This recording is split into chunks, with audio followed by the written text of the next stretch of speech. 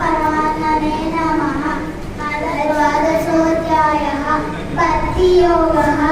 अर्जुन उवाच एवं सततयुक्ताये वक्तव्यं पर्युपासते येषाभ्यक्षरम् अव्यक्तं तेषां के योगवित्तमः।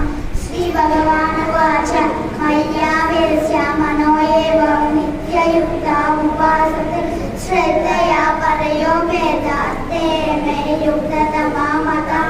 ये त्वक्षरमाणिद्वेषः अव्यक्तं पर्युपासते सर्वत्रैवमचिन्त्यं च कूटस्थम् अचलध्रुवं सन्ध्यप्ये इन्द्रियग्रामं सर्वत्र संस्कृतेव ते प्राप्नुवन्ति मामेव सर्वभूतहिते रताः।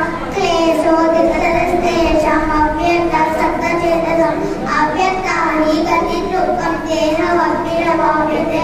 ये तु सर्वाणि कर्माणि मयि सन्न्यस्यामत्परम् अनन्येनैव योगेन मां ध्यायन्तः उपासते तेषामहं समुद्धृतः संसारसागरं भवामि न चिरात्मादा मय्यावेशितचेतसा।